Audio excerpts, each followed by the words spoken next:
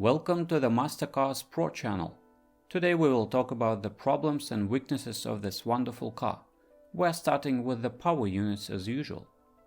G-Series Infiniti was equipped with 2.5 liter, 3.5 liter and 3.7 liter gas engines.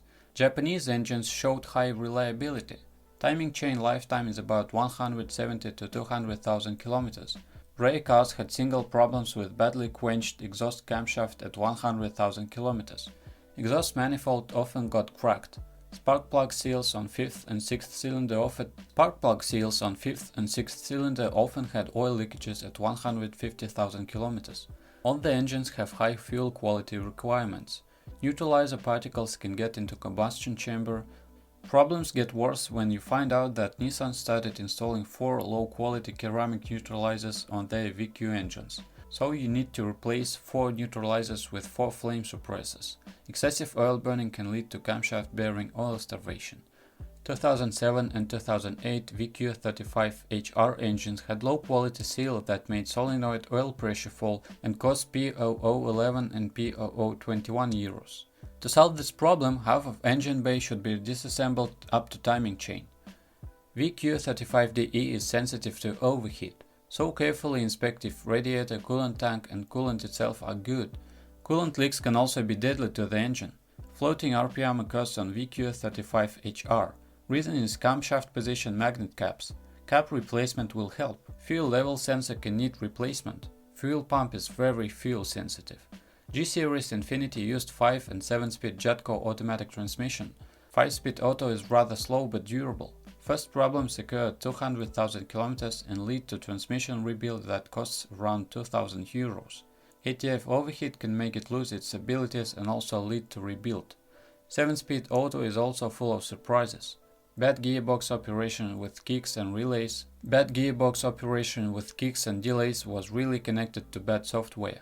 Nissan released software update that could be unavailable for some of the countries. This transmission needs a full ATF change at 40 to 50,000 kilometers and some additional cooling radiators. A TISA ETS 4-wheel drive system of Nissan brand was used on G-Series.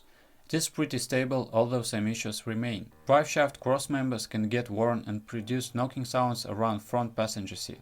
Front differential and transfer case housing breaches are also common and are hell of an expense. Suspension is well adjusted and assembled. Wheel bearings are the first to give up at 70 to 100,000 kilometers. Lower control arm bushings can last for 100 to 120,000 kilometers. They are shipped in assembly with control arm, but non-original details provide ability of bushing repressing. Ball joints are done at 120,000 kilometers. Shock absorbers give up at 120 to 150,000 kilometers. Harsh northern climate makes shock absorbers inoperable at 80 to 90,000 kilometers. Rear steering knuckle bushings degrade at 140,000 kilometers, breaking the control arms loose. Camber link bolts should be greased every maintenance to leave camber links adjustable. Steering rack starts leaking at 80,000 kilometers. G25 Infiniti has less steering issues due to different rack modification. Brake system also has issues. Solutions are disc replacements or brake system update with use of Brembo, AP Racing or other premium components. Stock calipers can start whistling. Caliper guide greasing helps. Interior trim has premium materials that are although quite low durable. Owners often admit excessive wear of shifter and wheel rim materials, easy scratchable plastic and weary seat leather. Electric circuits operate well, problems may occur in xenon lighting control unit or fuse failure. ABS wiring can also cause some issues. Well, if you are the owner of this car, then please describe the problems that you had to face during the operation of the car. Perhaps it is your feedback that will help viewers when choosing a car. That's it for today. Thanks everyone for attention. It isn't much work for you to subscribe to the channel. See you soon.